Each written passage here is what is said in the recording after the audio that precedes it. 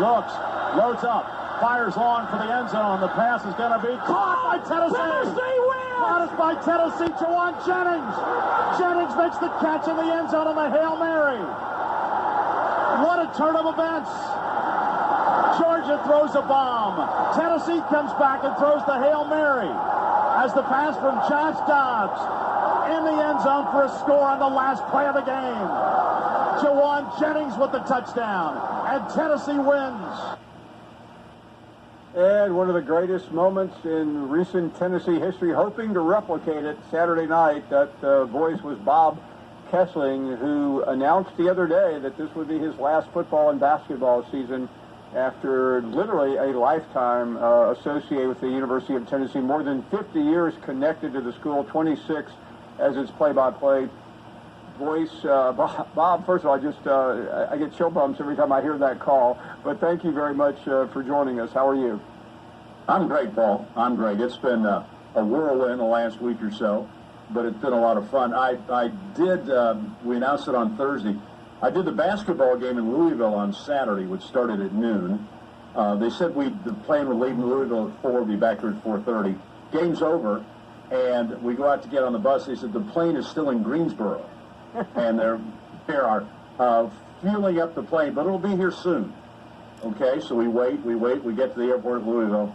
We take off from Louisville at 5 o'clock Eastern. Now, the Vol Network broadcast starts at 5 o'clock. We land at the airport at about 5:40.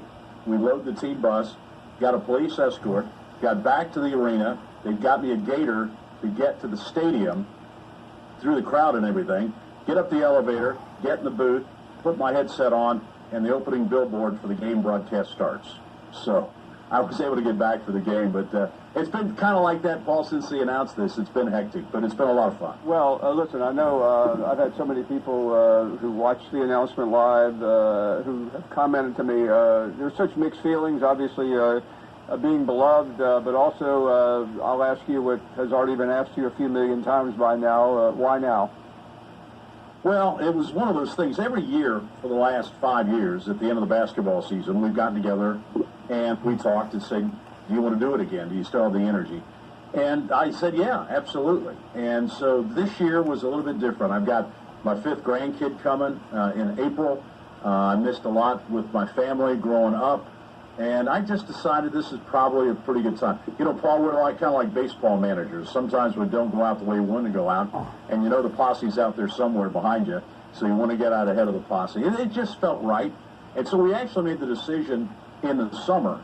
And then UT told me a couple of weeks ago, we're going to announce this so that we can honor you at the Mississippi State game. So I said, okay, I didn't want to be a distraction to the football or the basketball team. I didn't want me to be the story. I wanted to get out of the way. But I was very thrilled that they honored. I had my family down on the field. Paul, I will say this, that my 2 grandsons, who were 11 and 9, were much more impressed with Jelly Roll being there on the sideline on Saturday night than they were me. They was kind of, oh, yeah, there he is. Hey, we've got to see Jelly Roll. We've got to get a selfie with him. Well, I mean, you're just Grandpa. I mean, Jelly Roll is a superstar. Yeah, common guy. So, yeah, just that's it. It's been great. It has to be so real, though, because you lived through the John Ward farewell as somebody who has meant so much to you and obviously anyone who's ever been a Tennessee fan, and watching that, I'm sure you weren't taking notes then, but he certainly went out with a great deal of fanfare and with so much grace as well. Yes, he did. He taught me a lot. You know, Paul, I was really fortunate because, of course, I sat next to John for 15 years being his spotter. So I learned. That was a great classroom for me just to kind of learn the proper way to do this. And, of course, you can't be the next, you can't be John Ward. He was, on a place all by himself. But he taught me the fundamentals. And then Lindsey Nelson moved back here after he retired. And Lindsey would come over to Channel 10, where I was the sports director, and do these little vignettes. And so Lindsey would be in my office about twice a week. Can you imagine getting a chance to talk to Lindsey Nelson? And then I got a chance to meet George Mooney. He lived in the same senior facility as my mom. And so I got to talk to George Mooney. He talked about the 56 Georgia Tech game and Johnny Majors calling his games. And, I mean, it was just an incredible learning facility for me. And I got a lot more respect for the importance of the Vol Network across the state. And Paul, one thing I did when I took the job 26 years ago, I got in the car and I drove across the state, and I went to every single Vol Network station, and I learned so much about the passion and the pride that people in this state have for Tennessee football, and that really helped me kind of settle into the seat, knowing that every game's important and every game really means a lot to these people in the state. Talking to Bob Kesling, and Bob, I know that is true, having lived in that state as a young person and until I was an adult. And those names that you mentioned, I got chills thinking about. I remember I didn't know Mooney, but I remember hearing some of the broadcasts. And Lindsey Nelson's one of the most iconic broadcasters of all time. And John, I there as a freshman over at the Presidential Complex, I went to a John Ward sound-alike contest one night, and I remember I noticed John Ward was in the very back. Somebody had invited him, and he like looked at me. He's like, "Don't tell anybody I'm here." But that's just part of the job of being the voice of the Vols. Yeah, you know, Paul, it's interesting. I got a chance to start doing Lady Vol basketball while I was in school because basically nobody else wanted to do them, and the radio station where I was working had started carrying the Lady Vols in postseason, and then another station picked it up, and I got to staff. I got paid $15 a game when I started, and so remember the old broadcast ramp at Stokely? We'd be up there in the broadcast ramp when we did doubleheaders, and here I am, a college kid, and I'm doing Lady Vol basketball, SEC basketball. This is pretty big time. So I recorded part of the game, and I took it to John. I said, "John, would you critique my tape?" "Oh, I'd be happy to do that." So he put it in his orange briefcase. And I didn't see him. And 2 weeks later, we did another doubleheader game. And after our game was over, I said, "Mr. Ward, did you get a chance to critique my tape?" He said, yes, I did. He opened up his briefcase, handed me the tape, and said, "Try advertising," and walked away. He kind of sent me a note that, "Hey, listen, hotshot, you're not very good right now. You better get better." And I took that to heart and tried to get better. But, Paul, I was around Pat Summin when she first started. And as you know, about 150 people at a game at Stokely Athletic Center was pretty good. Back then, she was Pat Head. And so to see where that program went, and I viewed it as calling SEC basketball, not women's basketball. And so I'm around for her first 6 national championships, and we go from 150 people to her selling out Thompson Bowling Arena. That was another thing, being able to be with her every step of the way through all those years, the good and the bad. That was really special, too. And I said in my press conference, if Pat Summer was your friend, you didn't really need much of a better one. She was the best. No, that's you take me back because she was barely older than her team. At the time. She was a grad student. Yeah.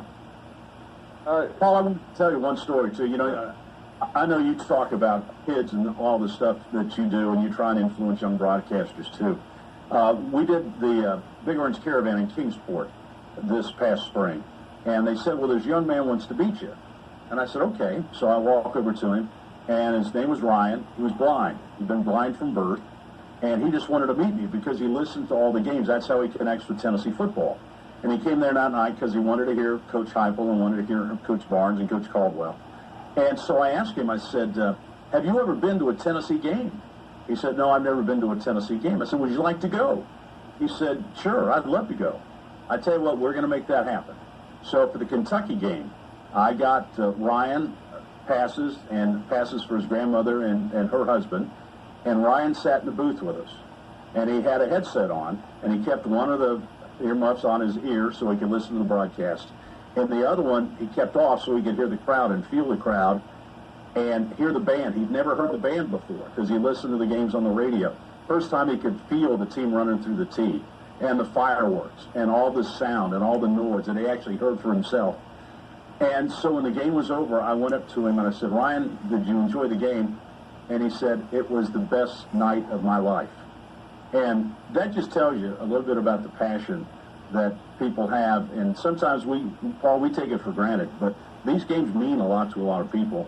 And there's so many people in the state of Tennessee that have never been to a game at Neyland Stadium.